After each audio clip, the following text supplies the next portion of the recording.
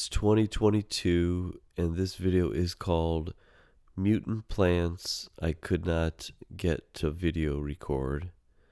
Now, I did some recording, but unfortunately, the record button was not pressed right, so they're gone. They never were recorded.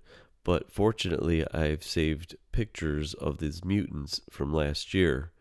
Now, this is what the last of the pictures of 2021. I just wanted to get them all in a collection so I could have them documented and show you what I did find other mutations that were not videotaped, but this is the collection of them. Now, this was one of my best finds, and fortunately, I'm dry pressing my leaves, and this one is in a frame right now, and that'll be a good way to save these specimens that I'm finding. Now, this, I could not identify it. I thought it was a juvenile catalpa leaf, but I just could not pinpoint this one. This was a tough one. But obviously, you could see that there's two leaves here, Siamese twin leaves. And they're connected. Here's one stem, and here's the one midrib, and here's the other midrib. This was, it still has some green in it, but that is a bizarre leaf. I love finding this stuff. It kind of gets exciting when you come across these things, because I mean, there's how many millions of leaves in the trees and in your gardens, and there's these are like needles in the haystack. But unfortunately, lately it seems like I'm finding a ton of them, so they're not really getting that rare. Now, this one I found down in Hocking Hills in Ohio. I went on a little vacation. One of the best places in Ohio, the most scenic place in Ohio. And this, I wish it would have outside of the park, because I would have probably dug it up and put it in the mutant garden, but this is a golden-leaved fern. See how it just looks like it's glowing? That's how it was so easy to find walking through the woods. Here's the green one, and here's the gold one. Now, this one is a wild onion. They grow like all over the garden. They're kind of a nuisance, but when they went to seed, there's two conjoined flowers, or actually seed heads. Usually you only have that one, but look at how they're connected. So this stem must be conjoined for them to connect these two flowering onions. Now, this one is flowering kale. I can't remember the name of this variety, but this variety has a little edge of white on it.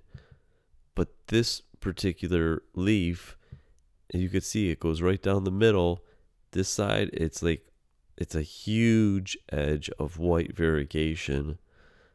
So I saved seed from these. I'm going to have to see if this variegation comes out, or if the old variety of the thin variegation is going to be displayed.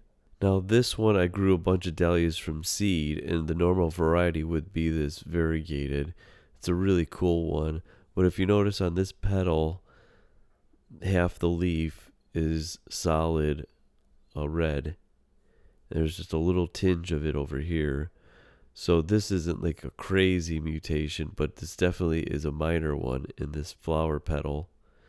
And there's the bee. That's a really good shot, I think, actually. Now, this one is a albino sport that's coming out of the ground, and this is a European euonymus. And it looks like it burns here a little bit. Doesn't have a lot of chlorophyll in it.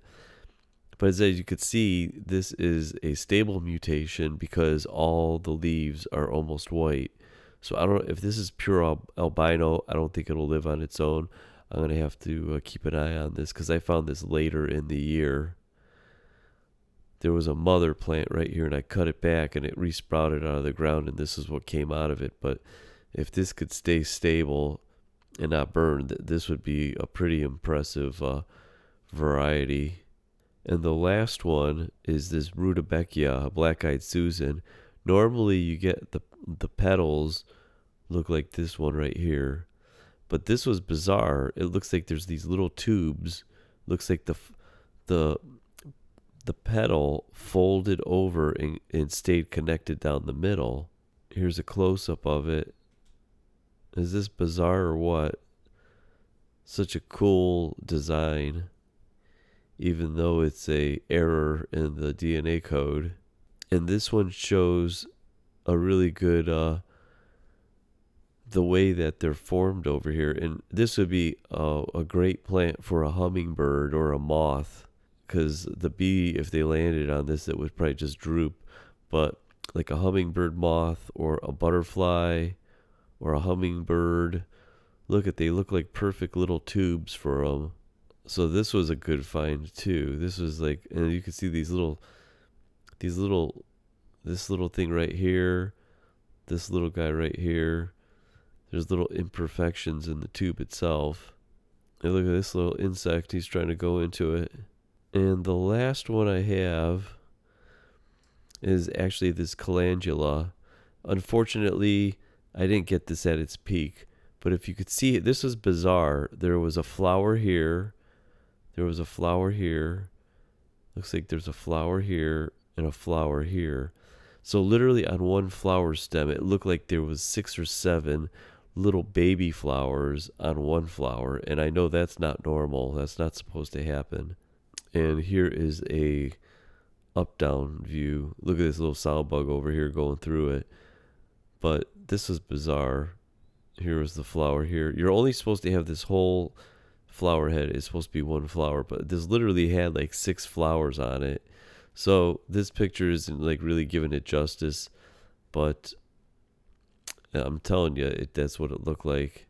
Here's the back side of that leaf.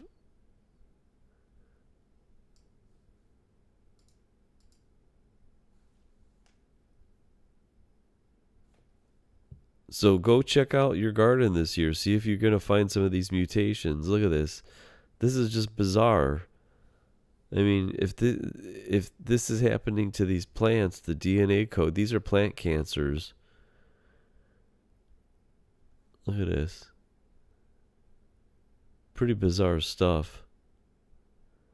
Like, look at, there's thousands and thousands, tens of thousands of leaves just in your backyard.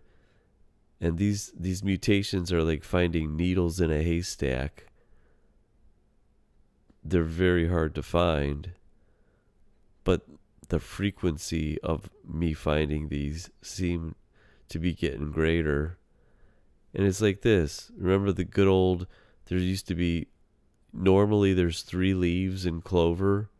You know how it's you're lucky. It's good luck to find a 4-leaf clover.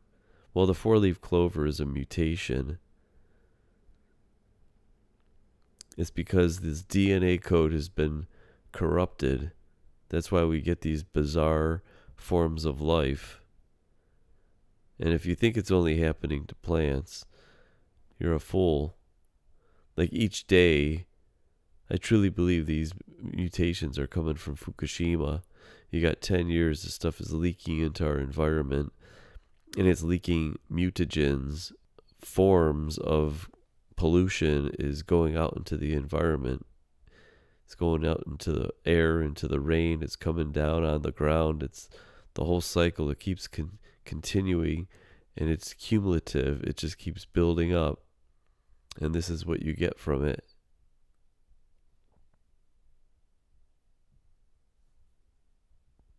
A mutant garden.